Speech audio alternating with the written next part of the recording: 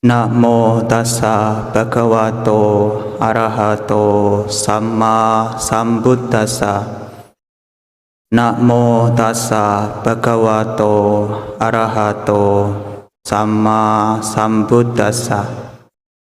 Namo tassa bhagavato arahato samma sambuddhassa. Kicco manussapatti labo Kiccang macana jiwitang, kiccang saddhamma sawanang, kicco buddhanam uppadoti.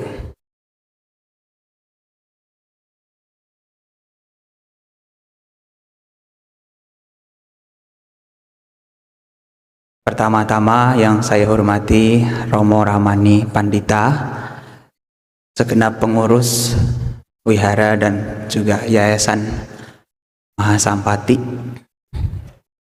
Bapak Ibu, saudara-saudari semua yang berbahagia, selamat malam, Sotihotu, Namo Buddhaya. Malam hari ini kita kembali berjumpa dalam keadaan sehat, bersama-sama hadir di Dhammasala Wihara Mahasampati, datang dengan penuh keyakinan, membacakan parita suci,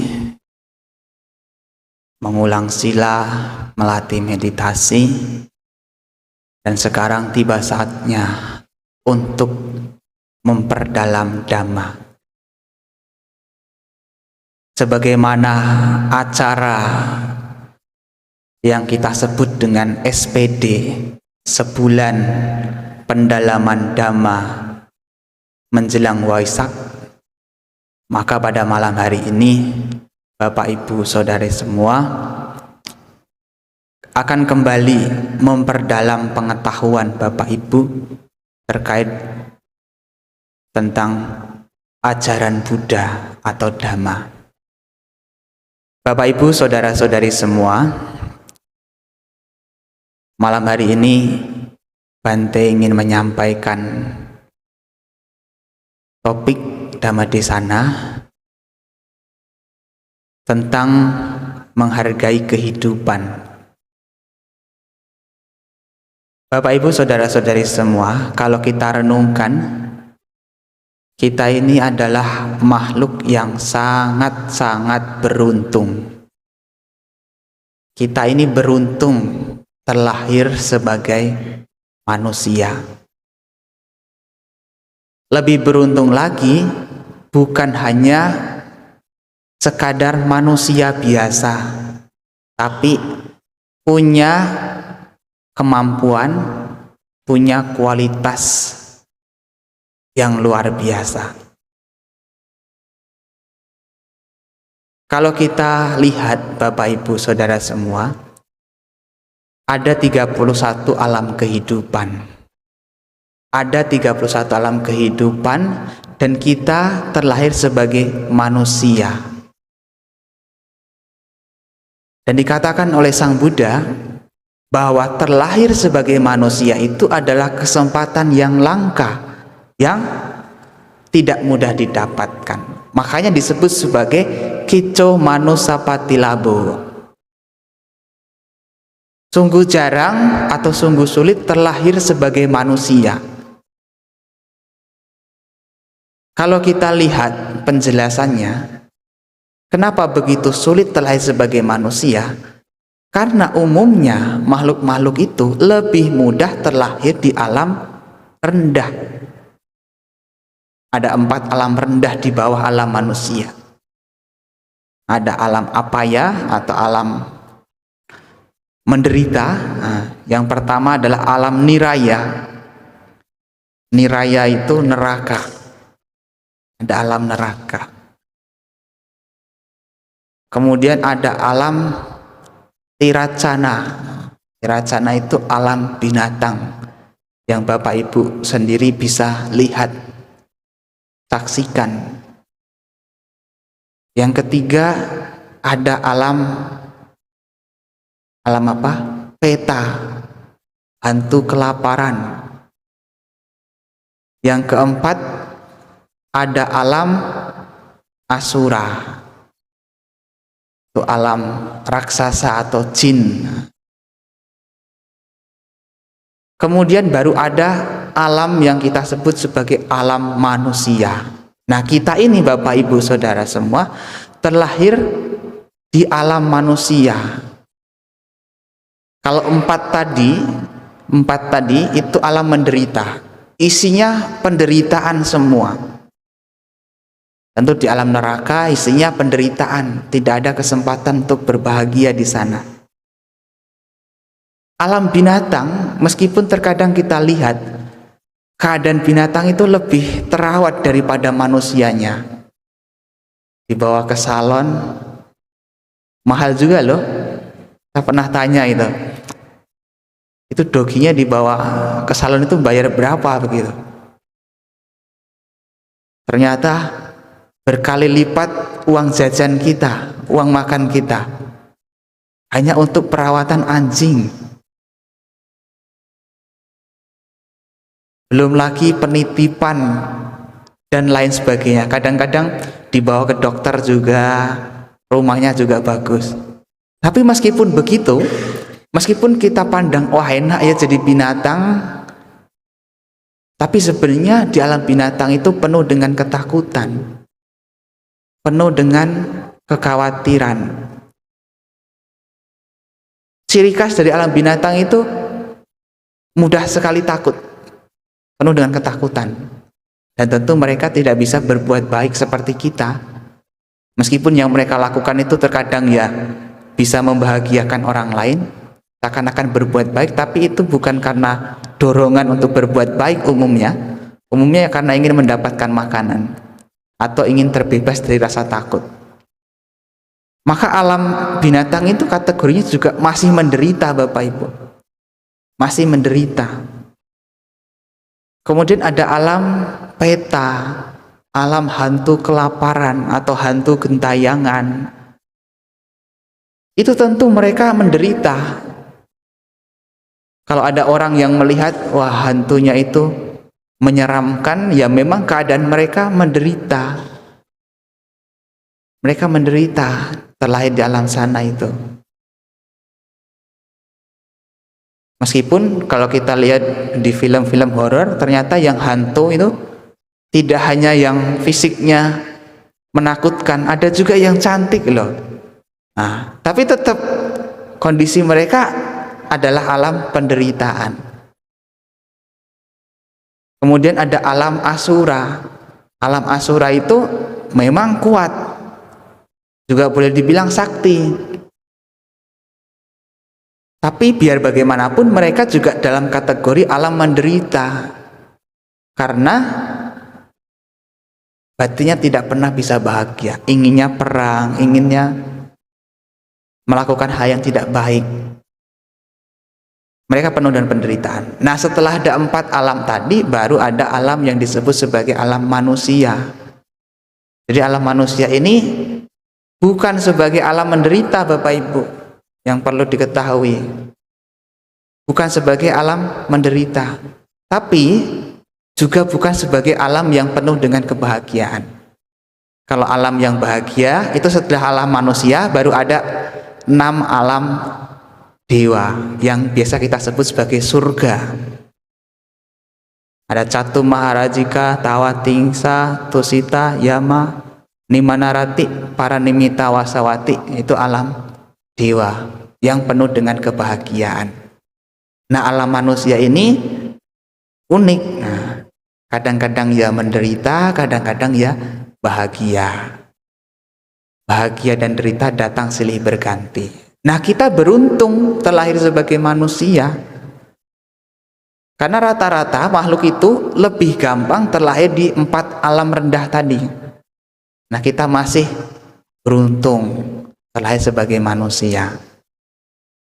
Nah, kalau dilihat perumpamaannya sebagaimana di Nakasika Sutta, itu Sang Buddha pernah memberikan perumpamaan seperti debu yang ada di ujung kuku. Nah, Sang Buddha mengambil debu di ujung kuku kemudian mengatakan atau bertanya kepada para biku, kira-kira debu yang ada di kuku saya ini lebih banyak atau lebih sedikit daripada debu yang ada di muka bumi?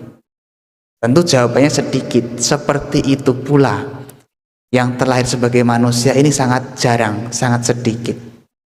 Karena kebanyakan mereka lebih mudah terlahir di alam yang menderita.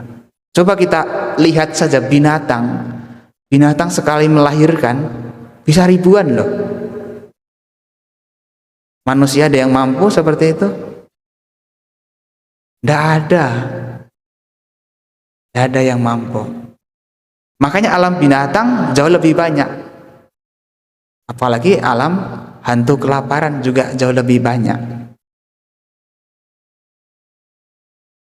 Nah, perumpamaan tadi mengisyaratkan, menandakan bahwa terlahir sebagai manusia itu tidak gampang. Sungguh jarang. Kalau di perumpamaan yang lain itu seperti penyu atau kura-kura buta yang ada di samudra, yang tinggalnya itu di dasar samudra, kemudian muncul ke permukaan 100 tahun sekali, dan begitu muncul itu pas di lubang yang dilemparkan oleh seseorang, dijangkal. Sudah munculnya jarang ke permukaan, begitu muncul harus pas dijangkar itu. Betapa sulitnya terlahir sebagai manusia. Makanya kita-kita ini adalah makhluk yang sudah sangat beruntung. Kalau Bapak Ibu mengeluh, kenapa ya kondisi saya seperti ini? Atau mungkin tidak bisa mensyukuri keadaan saat ini. Ingat, kesempatan terlahir sebagai manusia itu bukan sesuatu yang sepele, tapi adalah yang sangat jarang diperoleh. Dan kita sudah mendapatkan keberuntungan itu karena timbunan jasa baik kita di kehidupan-kehidupan sebelumnya. Makanya kita terlahir sebagai manusia ini. Kita sudah tahu, sudah sangat beruntung terlahir sebagai manusia. Apalagi manusia yang lengkap utuh secara jasmani. Karena juga banyak yang terlahir sebagai manusia tapi terlahir kurang lengkap, ada kekurangan. Dan kita sudah lengkap, maka beruntung. Juga kondisi-kondisi yang lain. Ada yang terlahir di keluarga tidak mampu, serba kurang, atau mungkin tidak tahu orang tuanya mana, dan berbagai macam kondisi yang lainnya. Nah, kita ini beruntung. Kita beruntung. Kita punya sanak saudara, kita mengetahui orang tua kita. Dan lebih beruntung lagi Bapak Ibu, Kicang Saddhamma Sawanang sungguh jarang mendengarkan ajaran kebenaran atau ajaran yang sejati. Ajaran sejati tentu adalah ajaran yang dibabarkan oleh Sang Buddha, dan itu sangat jarang karena memang munculnya seorang Buddha juga sangat jarang.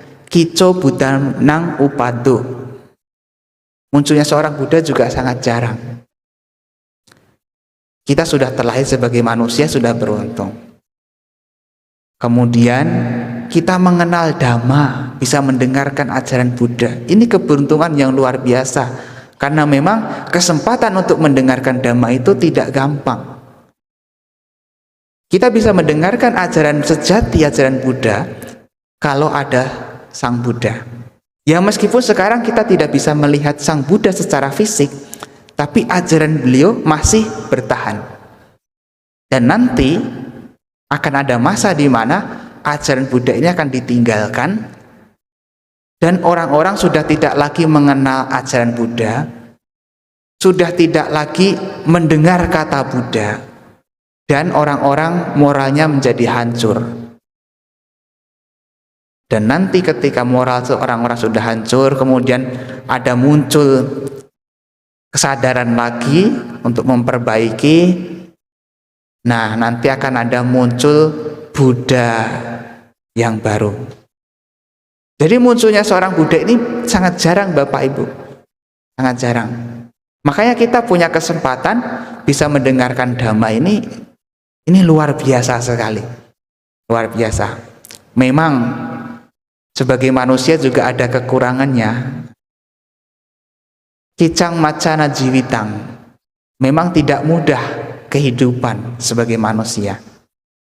Kalau kita bandingkan dengan 6 alam dewa di atas alam manusia ini tidak gampang. Mau makan harus cari, harus mengunyah, harus menelan. Berbeda dengan alam dewa, mau apa? Muncul sendiri. Ya meskipun sekarang teknologi sudah memudahkan kita pengen makan apa bisa order secara online.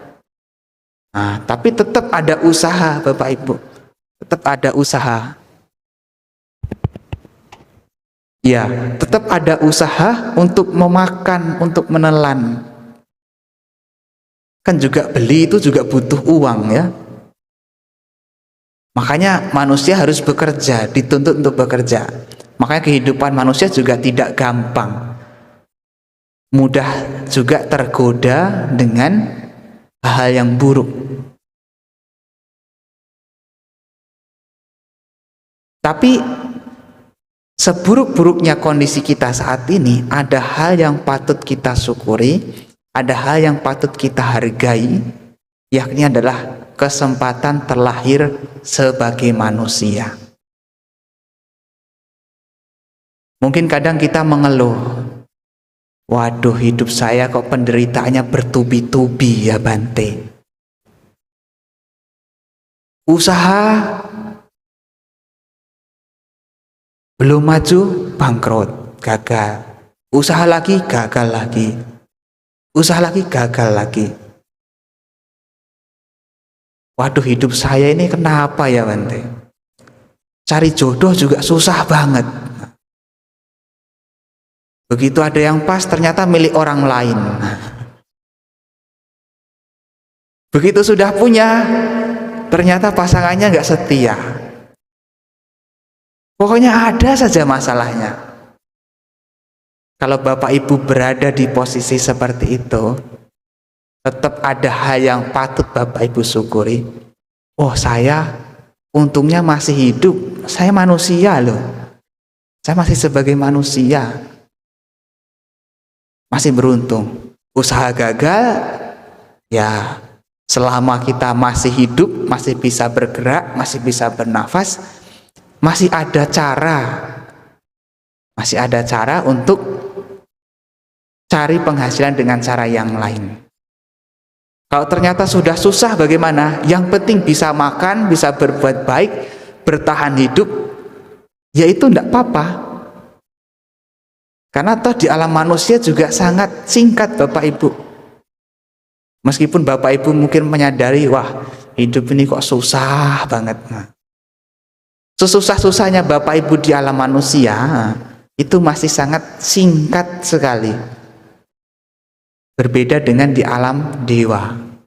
Di alam dewa yang paling rendah saja, 50 tahun di alam manusia, di sana baru 1 hari, 1 malam.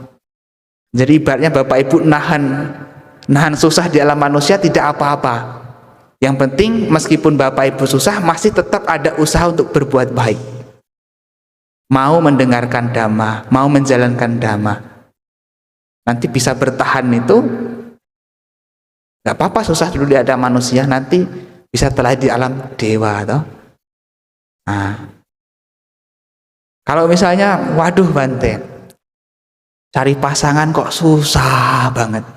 Masih ada opsi. Opsinya apa, Bante? Mari bergabung dengan sangga. Mau? Yang laki-laki bisa jadi biku atau jadi samanera. Yang perempuan bisa jadi atasilani. Waduh, Bante, kalau jadi biku atau atasilani sepertinya tidak kuat. Ya sudah, mengabdi di wihara. Bantu-bantu wihara. Nggak apa-apa. Tetap masih ada opsi, Bapak Ibu. Tetap ada hal yang patut disyukuri. Selama kita masih sebagai manusia, masih bisa bernafas, masih bisa bergerak. Ada kebaikan-kebaikan yang bisa kita lakukan. Dan itu semua tidak selalu dengan harta, tidak selalu dengan tenaga yang besar. Menjaga sila itu juga sudah kebaikan yang besar. Melatih meditasi itu juga kebaikan yang besar. Kita mau mengembangkan cukup dalam hati, semoga semua makhluk hidup berbahagia. Kebaikan yang gratis itu tidak butuh modal, itu juga kebaikan yang besar. Kalau Bapak Ibu mengeluh, waduh Bante, saya ini entek-entekan, sudah tidak punya apa-apa, sanak saudara sudah tiada semua, usaha juga sudah lenyap semua. Masih ada yang bisa disyukuri. Kalau Bapak Ibu masih sehat, masih luar biasa. Arogya parama laba. Kesehatan adalah keuntungan terbesar. Kesehatan adalah keuntungan terbesar. Coba Bapak Ibu renungkan. Kalau Bapak Ibu sakit, dirawat di rumah sakit, biayanya mahal tidak? Oh, tidak murah, Bante. Apalagi sampai operasi itu tidak murah. Nah, Bapak Ibu masih sehat. Bernafas juga tidak perlu lagi pakai infus toh. Tidak perlu tambahan oksigen. Mengeluhkan saya sudah nggak punya apa-apa. Ternyata mata itu juga mahal. Ginjal juga mahal. Semua organ tubuh yang ada di diri kita ini juga mahal loh. Artinya kalau Bapak Ibu masih sehat, masih ada hal yang bisa disyukuri, dihargai, bisa digunakan dengan semaksimal mungkin. Punya tangan, ya bisa untuk bekerja, bisa untuk berbuat baik. Punya tenaga, ya bisa untuk bekerja, bisa juga untuk berbuat baik. Artinya apapun yang kita miliki ini sebenarnya masih bisa kita gunakan dengan baik. Asal kita mau melakukannya. Nah, Bapak Ibu saudara-saudari semua, kita ini sudah sangat beruntung sekali terlahir sebagai manusia, kemudian ada kesempatan untuk mendengarkan Dhamma. Jangan sia-siakan kehidupan ini. Meskipun kehidupan ini singkat, tapi kalau bisa, hiduplah yang bermanfaat. Sang Buddha mengatakan, apamidang bikawe manusanang ayo, gahamaniyo samparayo, katabang kusalang, caritabang brahmacaryang, nati jatasa amarananti. Apamidang bikawe manusanang ayo. Wahai para biku, kehidupan di alam manusia ini sudah sangat singkat. Sangat singkat. Gahamaniyo samparayo, bergerak menuju kematian semakin menua, menuju alam selanjutnya. Katabang kusalang, maka lakukanlah kebaikan-kebaikan. Caritabang brahmacaryang, tempuhlah kehidupan yang luhur. Nati jatasa amara nanti, tidak ada yang tidak mati bagi yang sudah telanjur dilahirkan. Meskipun kehidupan di alam manusia ini sangat singkat, Bapak Ibu, kita bisa memanfaatkan kehidupan kita untuk hal yang bermanfaat. bukan hanya bermanfaat untuk diri kita sendiri, tetapi juga bermanfaat untuk orang lain, untuk keluarga kita, untuk orang-orang terdekat kita, atau untuk banyak orang. Kita bisa menjadi orang yang bermanfaat. Kalau kita bisa menjadi orang yang bermanfaat, kita membuat diri kita sebagai manusia ini punya nilai. Bukan hanya manusia jadi-jadian, tapi benar-benar menjadi manusia yang seutuhnya. Menjadi manusia yang seutuhnya. Karena dikatakan manusia itu apa, Bapak Ibu? Manusia itu artinya adalah mano usamasati manuso. Mano usanamasati manuso. Itu artinya adalah manusia adalah makhluk yang bisa mengembangkan batinnya sampai level yang tertinggi. Di penjelasan yang lain yang disebut sebagai manusia atau manusa itu adalah yang punya kebijaksanaan untuk membedakan mana yang baik dan mana yang buruk. Kalau kita ingin benar-benar menjadi manusia yang sebenarnya,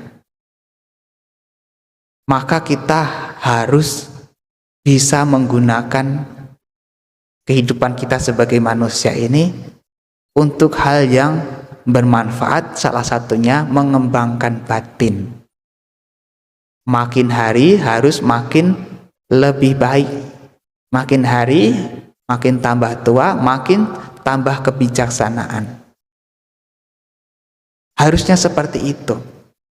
Hidup ini kan perubahan. Hidup ini selalu berubah, Bapak Ibu. Tidak ada yang abadi. Dan indikator dari perubahan itu ada yang bertambah dan ada yang berkurang. Kalau ada perubahan, sesuatu itu dikatakan berubah.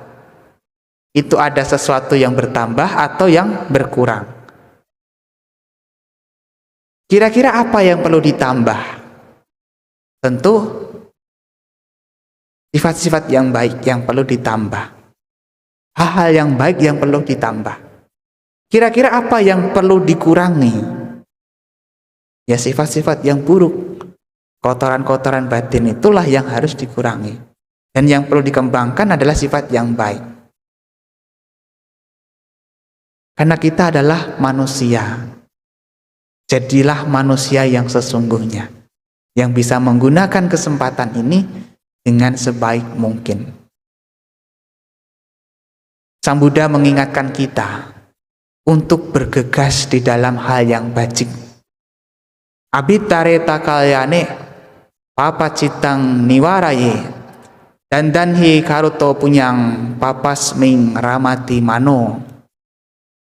Bergegaslah berbuat kebajikan, karena barang siapa yang lamban berbuat bajik, pikirannya akan lebih mudah condong pada hal yang buruk. Kalau kita tidak mau mengupayakan yang terbaik, kalau kita tidak bisa mengupayakan kebajikan, tidak bisa memperjuangkan hal yang baik, maka biasanya pikiran kita akan lebih mudah condong ke hal yang negatif. Makanya hidup ini perjuangan, Bapak Ibu. Hidup ini perjuangan. Berjuang dari apa? Ya berjuang mengalahkan diri sendiri. Berjuang supaya yang tambah itu adalah yang baik-baik. Supaya yang berkurang itu adalah yang buruk-buruk. Kita harus berjuang. Kadang-kadang ada orang mengatakan, ya Bante hiduplah mengalir seperti air.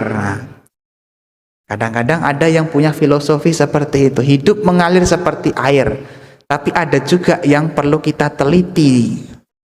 Kalau hidup kita mengalir seperti air, namanya air Bapak Ibu, air itu kan selalu mengalir dari tempat tinggi ke tempat yang rendah. Sama kalau hidup kita hanya mengalir, tidak memperjuangkan hal yang baik, ya kita akan menjadi semakin merosot, semakin rendah. Makanya kualitas yang baik itu harus diupayakan, harus diperjuangkan. Soalnya kalau kita hanya mengikuti alir, nah, yang namanya sungai atau selokan, itu kan airnya selalu mengalir ke bawah. Nah, yang bagus baru ditarik ke atas, bisa digunakan untuk kehidupan sehari-hari. Kalau yang jelek ya mengalirnya ke bawah, ke selokan, nggak dipakai. Nah, Bapak Ibu mau jadi air yang mana? Air yang mengalir ke bawah atau yang mengalir ke atas? Kalau air yang mengalir ke bawah yang tidak dipakai lagi, seperti air selokan itu nggak dipakai lagi. Atau menjadi air yang ditarik ke atas, nah, pakai pompa air yang masih bisa bermanfaat. Makanya hidup ini harus diperjuangkan dengan cara bergegas untuk berbuat baik. Jangan pernah meremehkan kebaikan meskipun itu kecil. Jangan pernah meremehkan. Sang Buddha mengingatkan kepada kita, mawa manyeta punyasa namantang agamisati uda bintu nipatena uda kumbo pipurati hiro purati punyasa tokato kampi acina. Jangan meremehkan kebajikan yang kecil dengan berpikir kebajikan ini tidak akan mendatangkan pahala padaku. Bagaikan tetesan air yang menetes demi tetes, lama-lama akan memenuhi wadah yang menampungnya. Demikian juga orang yang bijaksana memenuhi dirinya dengan kebaikan. Jangan pernah meremehkan perbuatan yang kecil. Karena kalau itu dilakukan secara berulang-ulang, itu akan menjadi besar, punya kekuatan. Kalau dilakukan secara berulang-ulang, itu akan menjadi kekuatan. Jadi kalau sesuatu itu dilakukan secara berulang-ulang, nanti akan menjadi kuat. Sesuatu yang dilakukan berulang-ulang menjadi kebiasaan.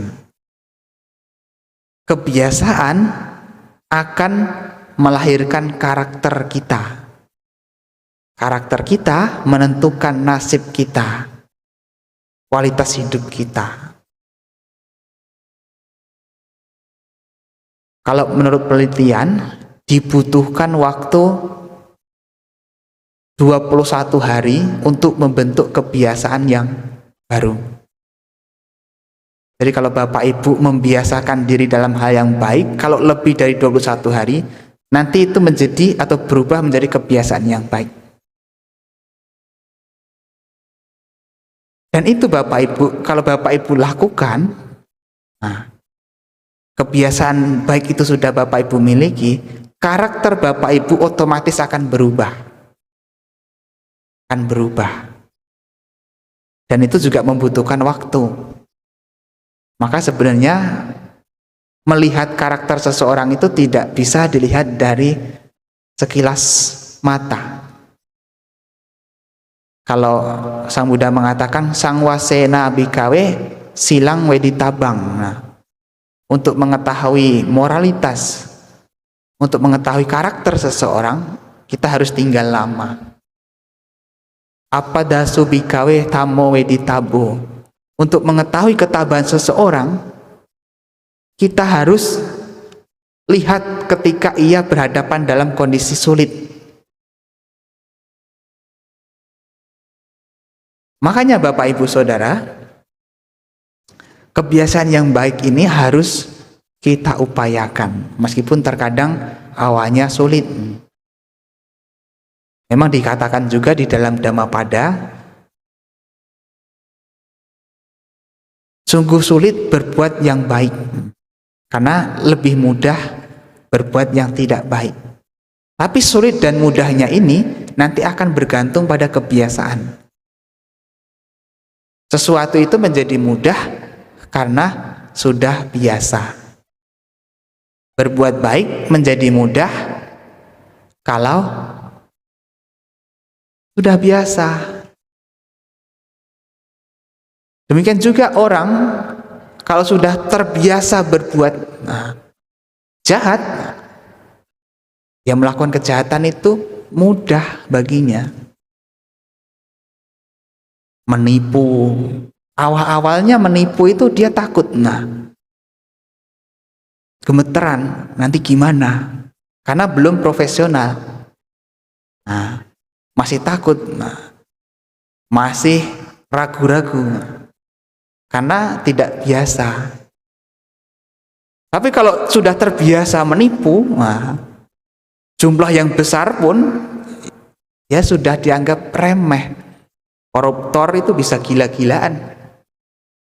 Koruptor gak akan nyuri uang yang sedikit, korupsi yang besar sekalian gitu. Kalau para koruptor, tentu kenapa mereka bisa sampai di tahap itu, ya karena sudah biasa yang kecil-kecil dulu. Biasa yang kecil-kecil dulu. Berbuat buruk itu menegangkan. Menegangkan bagi orang yang belum biasa. Maka jangan sesekali membiasakan diri dalam hal yang buruk. Karena nanti kalau sudah kebiasaan, susah untuk dikembalikan. Kasus-kasus yang sedang beredar, perselingkuhan. Selingkuh itu gampang atau mudah? Tidak ada yang jawab, berarti tidak ada. Kalau ada yang jawab, berarti sudah terbiasa. Nah, selingkuh itu juga menegangkan bagi yang awal-awal mencoba. Kalau sudah biasa, tambah tegang, takut ketahuan. Jadi jangan biarkan diri kita membiasakan dalam hal yang buruk.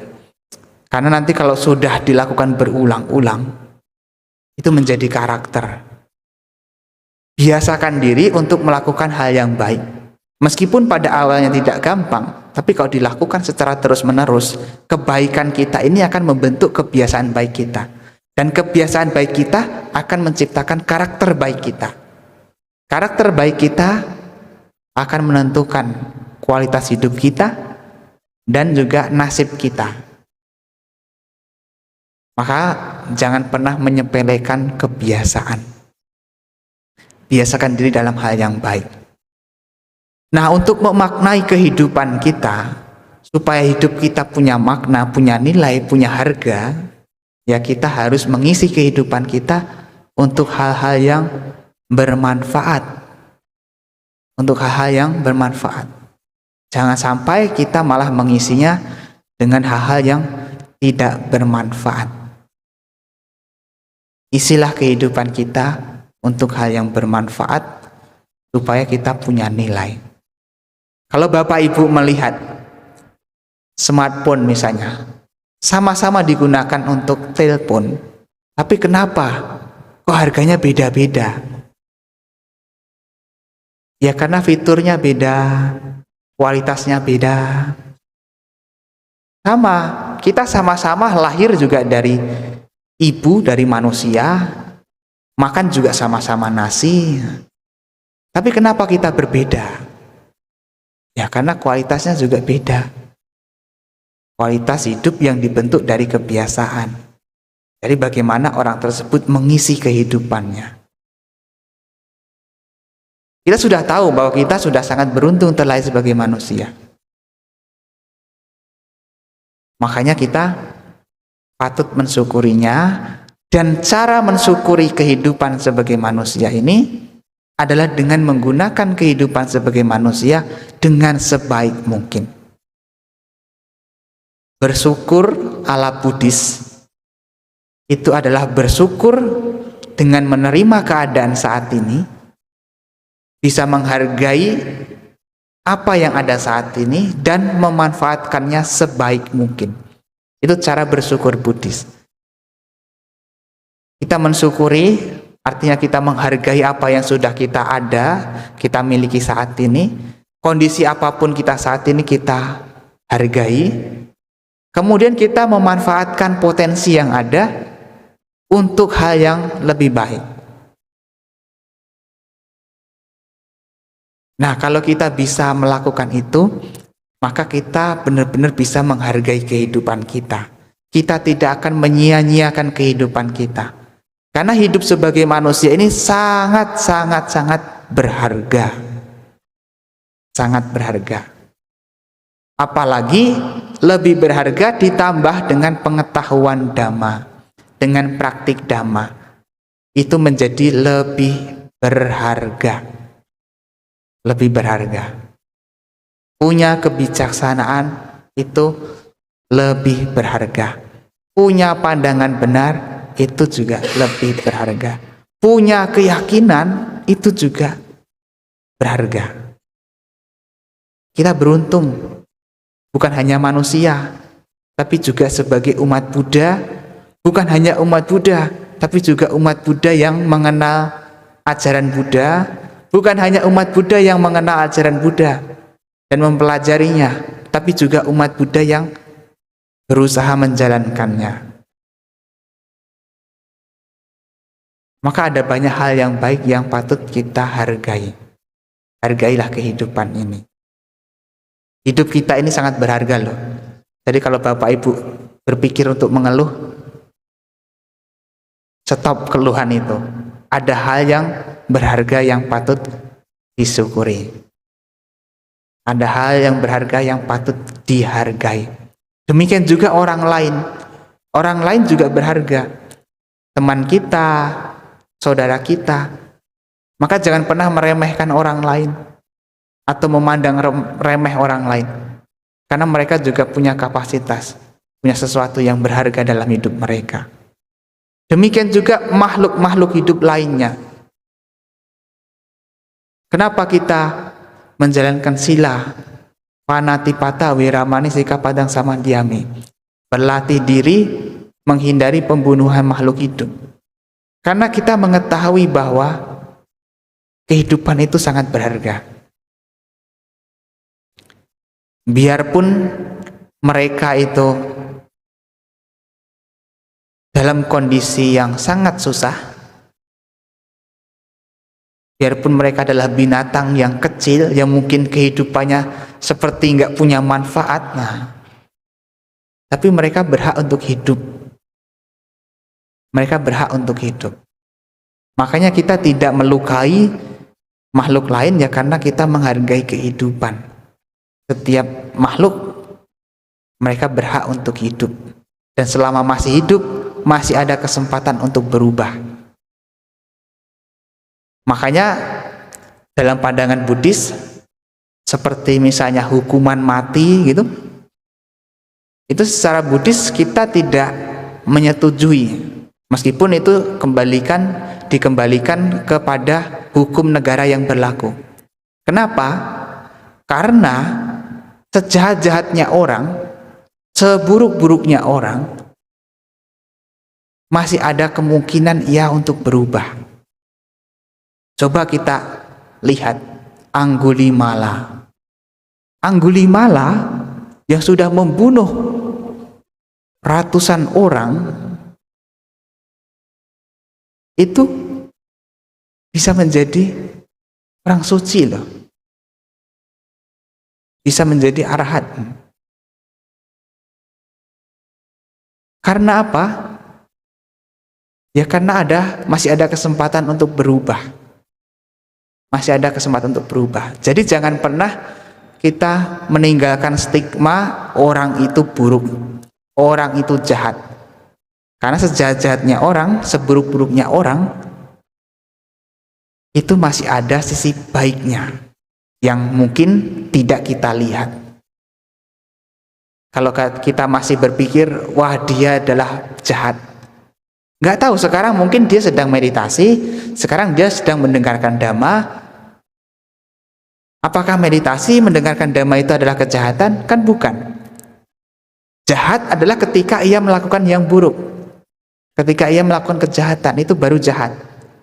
Tapi ketika ia sedang melakukan hal yang baik, stigma jahat itu sudah tidak ada, label jahatnya sudah tidak ada. Dia adalah orang baik. Makanya kita patut menghargai orang lain juga. Dengan mudah membuat stigma bahwa orang tersebut adalah jahat,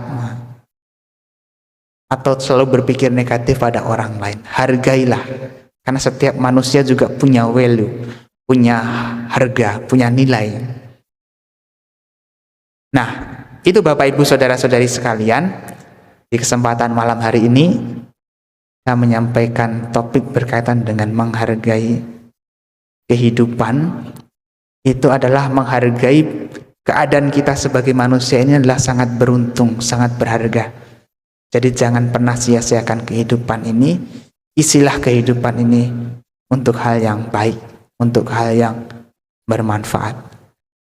Saya pikir karena waktunya sudah mau berakhir, supaya ada kesempatan bagi Bapak Ibu untuk diskusi tanya jawab, maka uraian Dhamma pada malam hari ini saya akhiri cukup sekian. Akhir kata, sabbe sata bhavantu sukhitata, semoga semua makhluk hidup berbahagia. Sadhu, sadhu, sadhu. Baik, terima kasih Bante atas pemaparan damanya yang sangat luar biasa. Baik, kepada Bapak Ibu, para umat, saya persilakan untuk menyampaikan pertanyaan apabila ada. Sambil menunggu, saya merangkum sedikit apa yang disampaikan oleh Bante Medasito, yaitu sebagai manusia kita sudah beruntung karena kita tidak terlahir di 4 alam yang bawah, yaitu alam neraka, alam binatang, alam peta, dan alam asura. Kita beruntung karena menjadi manusia, mendapatkan penderitaan dan juga kebahagiaan yang silih berganti. Nah, ternyata dalam ajaran Buddha sangat jarang kesempatan untuk terlahir sebagai manusia. Maka dari itu kita perlu bersyukur dan berbuat baik. Bante selalu menyampaikan agar kita sebagai manusia selalu berbuat baik. Jangan mengia-ngiakan kehidupan yang singkat ini. Hiduplah menjadi orang yang bermanfaat untuk diri sendiri dan orang lain, agar kita punya nilai dan menjadi manusia yang sempurna. Manusia yang sempurna yaitu dapat mengembangkan batinnya hingga level tertinggi dan memiliki kebijaksanaan untuk membedakan mana yang baik dan buruk. Sehingga semakin tua kita semakin bijak, semakin bergegas dalam melakukan kebajikan-kebajikan. Nah, untuk melakukan kebajikan maupun keburukan itu adalah masalah kebiasaan, sehingga biasakanlah diri untuk berbuat baik, sehingga kebiasaan tersebut membentuk karakter tersebut menjadikan kualitas hidup kita, sehingga kita dapat menghargai hidup ini dengan penuh makna dan bermanfaat yang punya nilai. Saya persilakan Bapak Ibu panitia, apabila Bapak Ibu di sini yang ingin menyampaikan Dhamma, pertanyaan silakan. Ya.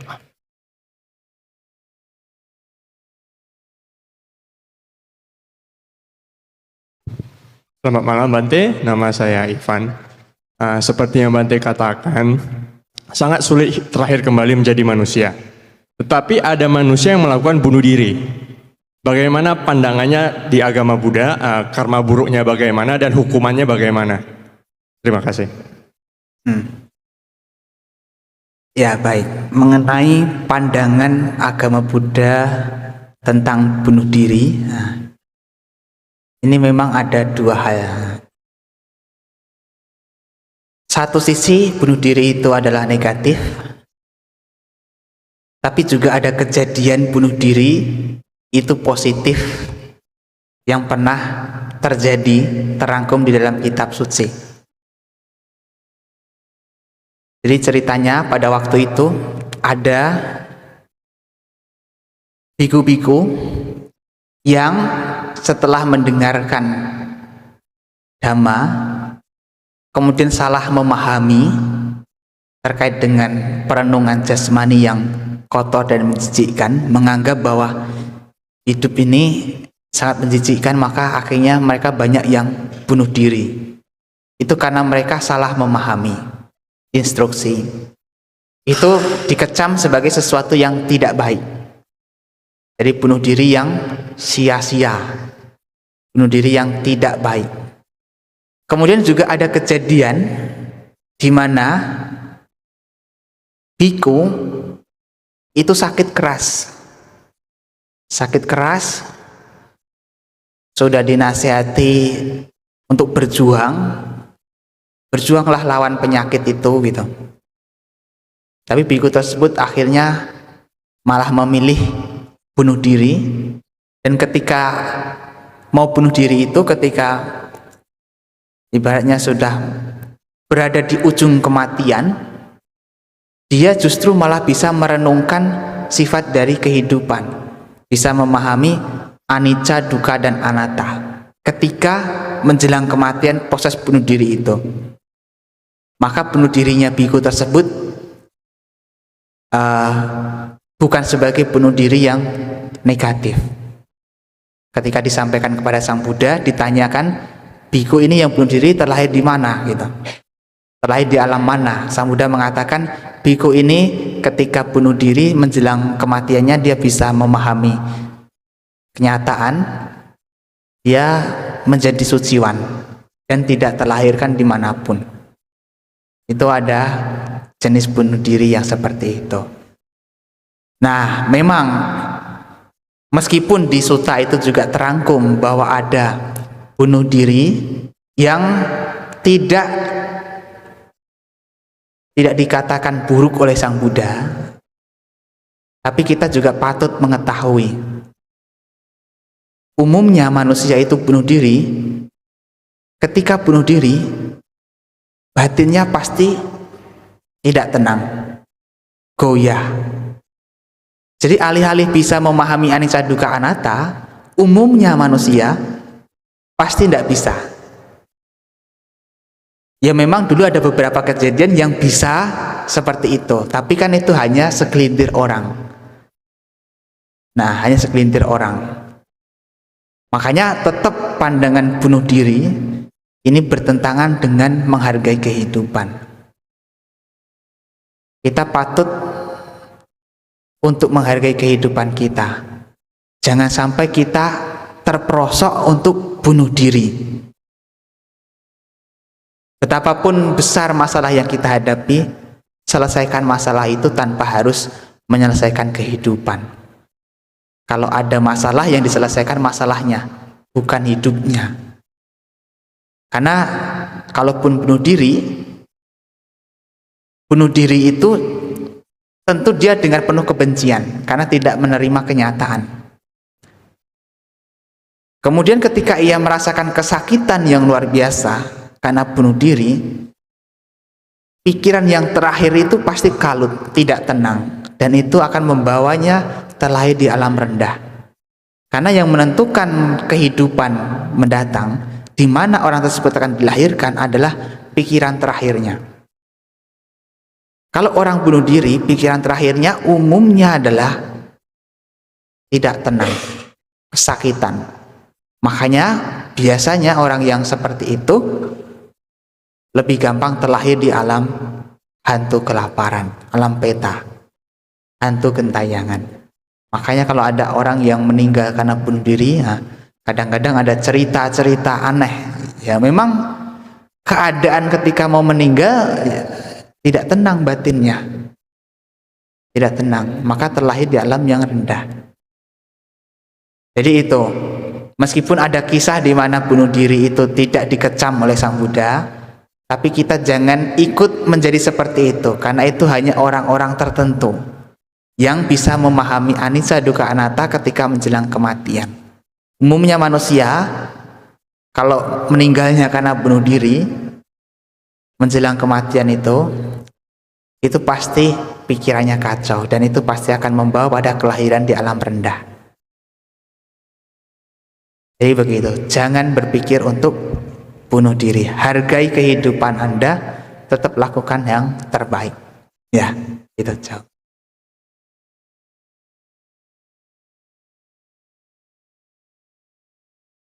Menjawab ya. Silakan lagi.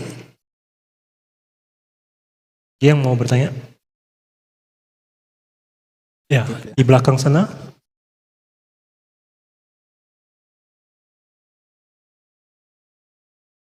Selamat malam Bante, nama saya Julia. Yang ingin saya tanyakan sama Bante adalah yang topik tadi kan bunuh diri. Kok macam mana yang dibunuh Bante? Mohon pencerahannya. Terima kasih Bante. Ya. Yang dibunuh ini, nah, bagaimana gitu ya? Yang dibunuh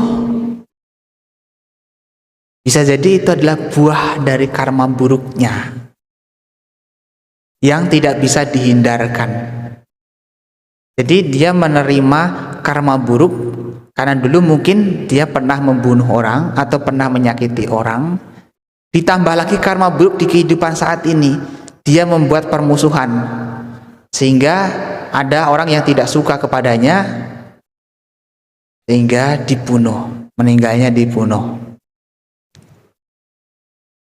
Jadi dibunuh itu bisa akibat karma buruknya. Bahkan orang suciwan pun bisa juga dibunuh.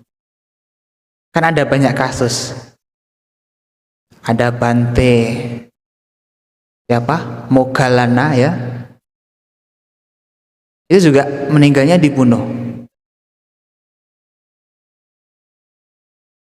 Bante Anggulimala juga dipukulin orang. Padahal Bante Moggallana itu sakti loh, sakti. Tapi karena memang sudah karmanya ya tidak bisa menghindar. Tapi karena sakti, setelah dicincang, dipotong-potong, dimutilasi orang, itu beliau bisa menyatukan lagi untuk bertemu Sang Buddha, menghadap karena memang sudah waktunya meninggal. Tapi yang meninggalnya karena dibunuh. Itu karena akibat karma buruknya di kehidupan lampau. Jadi yang saat ini meninggal karena terbunuh adalah akibat karma buruk di kehidupan lampau, atau mungkin kondisi saat ini dia menciptakan karma buruk baru, membuat permusuhan dengan orang lain sehingga orang lain ya tidak suka kemudian membunuhnya. Jadi itu yang ditanyakan toh, atau kondisi pikirannya. Kondisi pikiran terakhirnya, kalau orang matinya terbunuh ya tergantung. Ketika dibunuh itu dia dalam keadaan tenang atau tidak. Kalau pas dia dibunuh tidak disiksa, misalnya dia langsung meninggal gitu ya, nah, bisa jadi dia nggak tahu apa-apa. Jadi batinnya masih biasa-biasa, kemudian dibunuh orang, langsung meninggal. Tapi kalau dia dibunuh dengan cara disiksa, dan ketika disiksa itu muncul kebencian, muncul ketidaksukaan, pikiran negatif itu ada, ketika pas meninggal yang muncul ada pikiran negatif, ya bisa terlahir di alam rendah. Bisa terlahir di alam rendah. Meskipun dalam sehari-harinya dia selalu berbuat baik, nah, berbuat baik, tapi meninggalnya itu dibunuh orang. Dan pikiran terakhirnya adalah ketika muncul kebencian, tetap terlahir di alam yang akan terlahir di alam misalnya hantu kelaparan. Tapi karena dulunya punya timbunan jasa kebajikan, maka di alam itu pun juga tidak lama. Tidak lama kemudian bisa terlahir lagi di alam kehidupan yang lainnya. Jadi setelah kematian kita ini bukanlah keabadian. Jadi kita masih sangat berpotensi untuk terlahir di alam rendah, juga di alam yang bahagia. Nanti berapa lamanya ya tergantung dari kebaikan dan keburukan kita masing-masing. Jadi seperti itu ya. Sudah jelas belum? Sudah ya.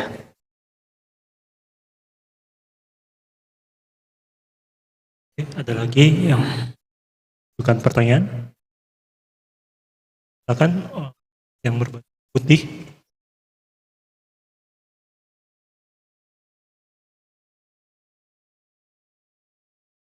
Namo Buddhaya Bante, nama saya Inli. Kalau memang demikian hidup kita sangat berharga dan kita dianjurkan untuk selalu berbuat kebaikan. Kebaikan apa yang berkualitas yang dapat mendorong kita agar tidak hanya terlahir di alam surga tapi bisa bebas penderitaan. Anumodana Bante. Ya.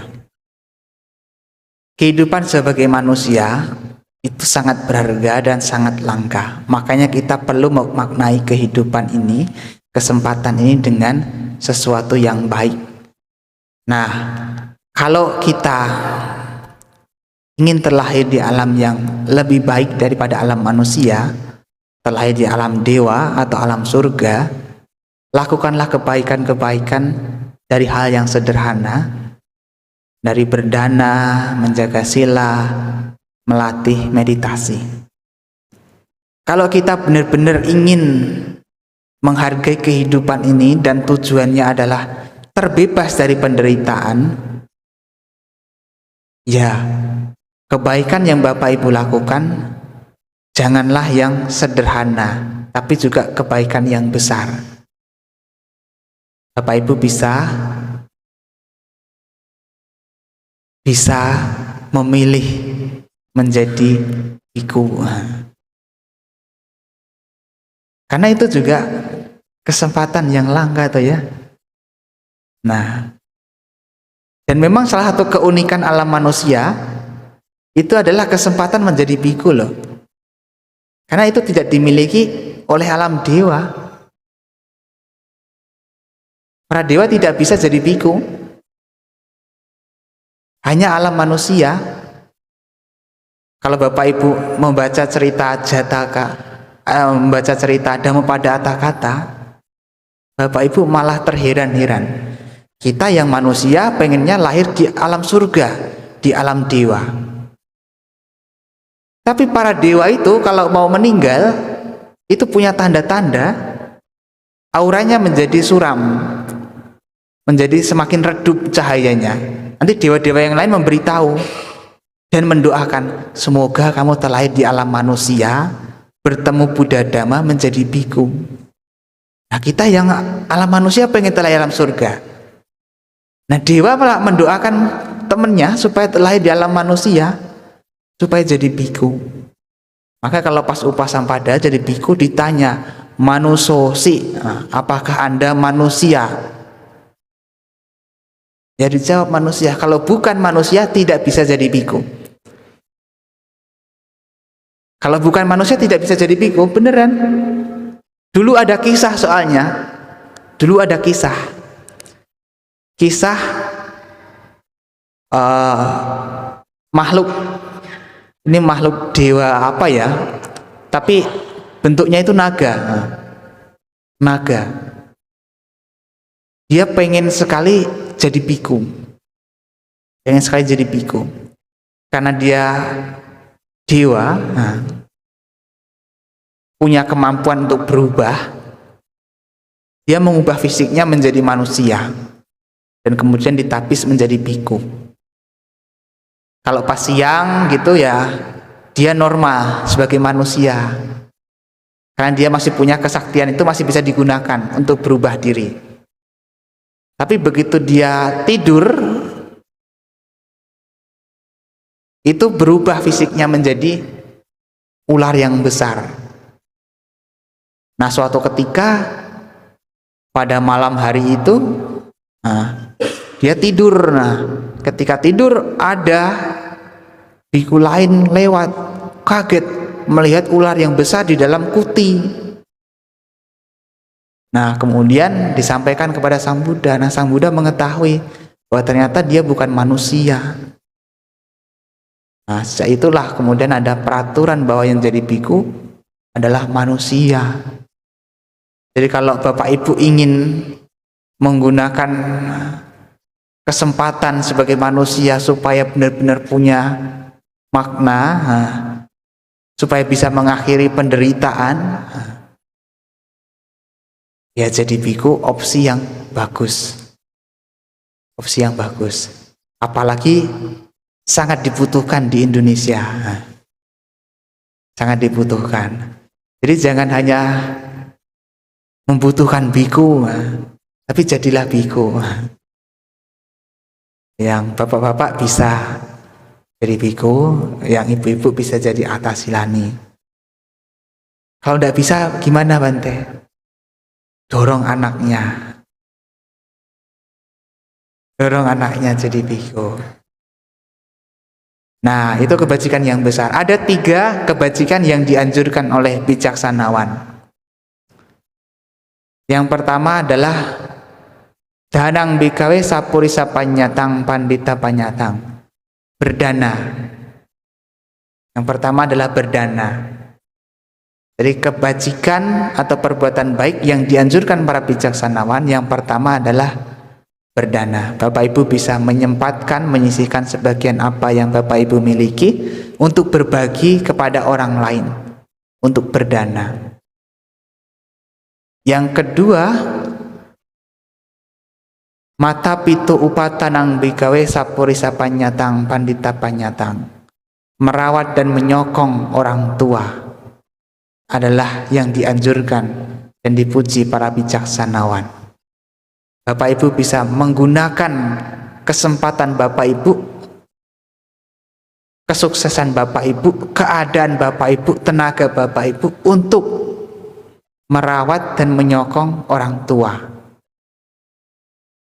Dan yang ketiga adalah pabaja bikawe sapurisa panyatang pandita panyatang, meninggalkan kehidupan keduniawian menjadi seorang pabajita adalah yang dianjurkan oleh para bijaksanawan.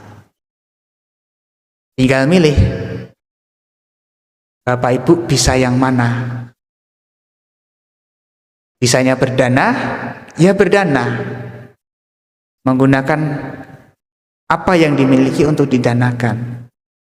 Bisanya merawat orang tua, rawat orang tua, rawat orang tua. Kalau bisa menjadi biku, ya jadilah biku. Kenapa tidak, gitu toh? Kalau tidak bisa jadi biku, bagaimana? Ya kembali lagi, berdana, menyokong kebutuhan para bikunya, merawat orang tua. Dan itu 3 hal yang dianjurkan oleh para bijaksanawan. Kalau Bapak Ibu menggunakan itu atau melaksanakan itu, ya maka Bapak Ibu akan punya nilai yang baik di kehidupan ini, bahagia, di kehidupan selanjutnya juga bahagia. Dan nanti bisa mengarahkan diri untuk terbebas dari penderitaan mencapai nibbana. Ya, seperti itu.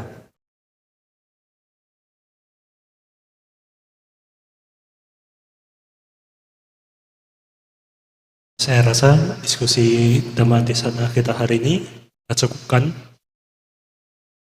Ada pertanyaan lagi ya? Ada satu lagi, satu pertanyaan terakhir untuk Pak yang tengah nih.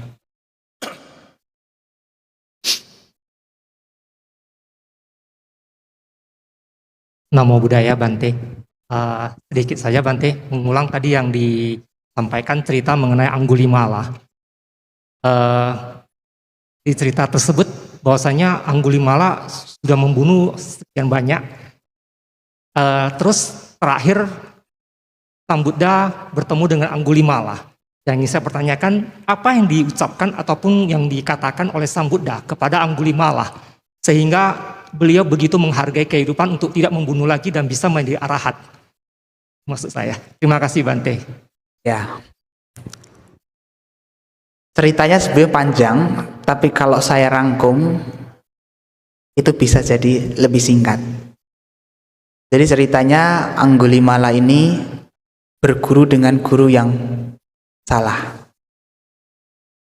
Gurunya memintanya supaya mengumpulkan jari, membunuh banyak orang sebagai bentuk bakti kepada gurunya.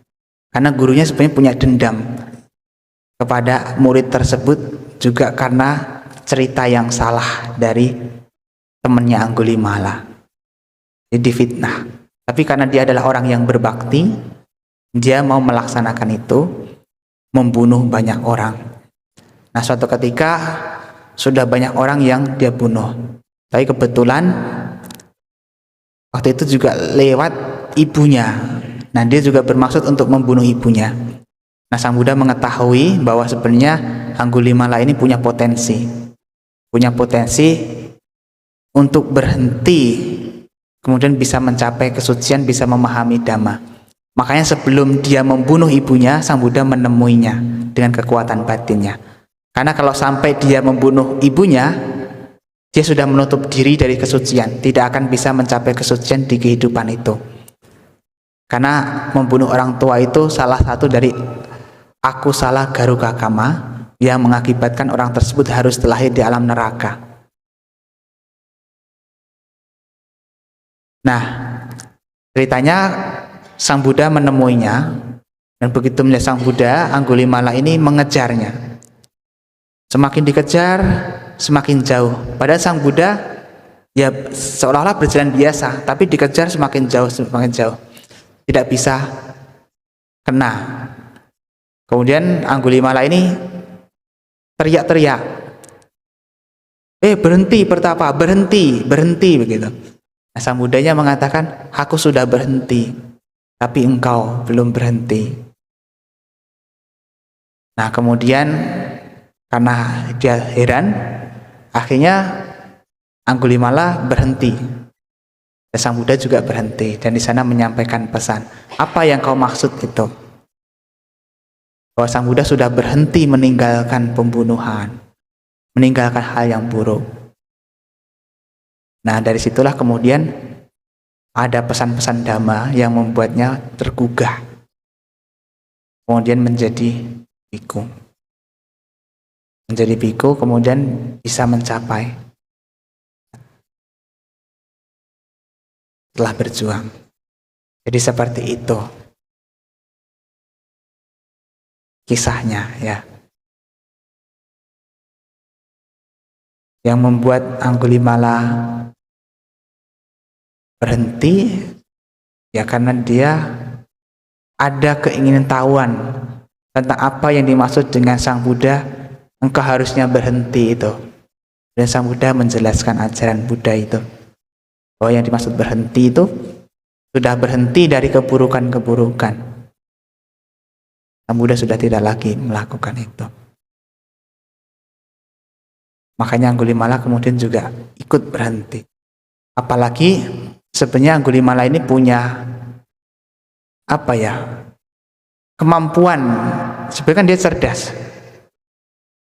Nah, juga punya kemampuan bahwa bisa mencapai kesucian. Makanya ya bisa memahami apa yang Sang Buddha ajarkan. Kata-kata Sang Buddha itu juga seperti sihir yang menyulap orang. Makanya dikatakan di Upali Sutta itu, orang dari petapa lain itu mengatakan bahwa kata-kata Sang Buddha itu seperti sihir.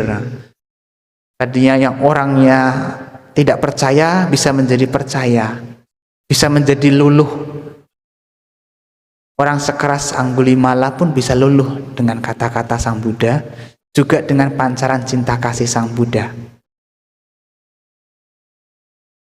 Jadi itu salah satu kemampuan Sang Buddha di dalam menaklukkan orang. Menaklukkannya bukan dengan kekuatan, bukan dengan kekerasan, tapi dengan cinta kasih, dengan kelembutan, dengan perhatian, yang membuat lawan bicaranya itu menjadi luluh, mau mendengarkannya. Jadi seperti itu ceritanya, ya.